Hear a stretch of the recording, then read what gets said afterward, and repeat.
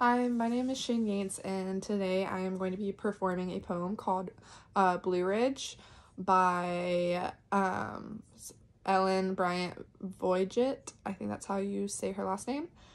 I had to look up kind of what this poem was about because I didn't get it from the first read, but it draws kind of the experiences of a single woman, and we don't really know if she's widowed or just separated from her life partner. And this poem is based on the life and experiences of the single woman, but like she wants this loving partner, or the loving partner that she had.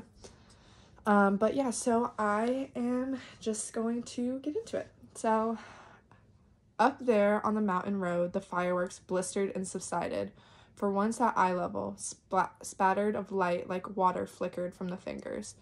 The brief emergent pattern, and after the after-image bled, from the night sky a delayed and muffled thud.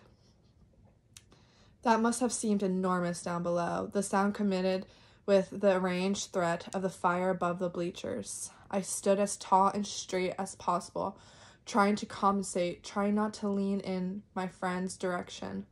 Beside me, correcting height, he slouched, his shoulders, knees locked, one leg stuck out to form a defensive angle with the other. Thus, we were not approximate and most removed.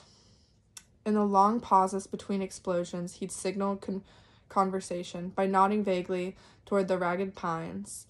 I said my children would have loved the show. He said we were watching youth at a great distance, and I thought how the young are truly boring, unvaried as they are by the deep scar of doubt, the constant after-image of regret, no major tension in their bodies, no tender hesitation, and they don't know yet.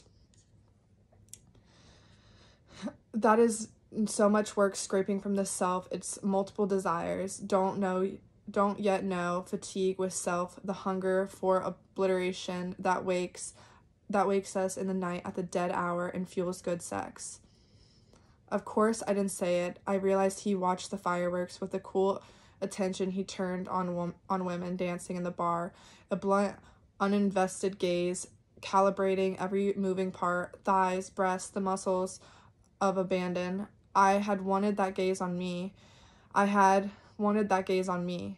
as the evening dwindled to its nub, its puddle of tallow, appetite without object, as the men peeled off to seek the least encumbered consolation, and the women grew expansive in regard, how have I managed so long to stand among the paired bodies, the raw pulsing music driving loneliness into the air like scent, and not to be seized by longing, not to give anything to be summoned into the longer soul two souls can make, watching the fireworks with my friend, so little ease between us. I see that I have armed myself. Fire changes everything it touches. Perhaps he has foreseen this impediment. Perhaps when he holds himself within himself, a sheathed angular figure at my shoulder, he means to be protective, less of him than me, keeping the complicated rage inside his body. And what would it solve if he took one hand from his pocket, risking touch, risking invitation? If he took my hand, it would not alter the explicit sadness. The evening stalls, the fireworks grow, boring at this remove, the traffic prowling, the highway at our backs, the couples, the families scuffling on the bank must think us strangers to each other, or more likely the celebrated fireworks thrusting their brilliant repeating designs above the ridge.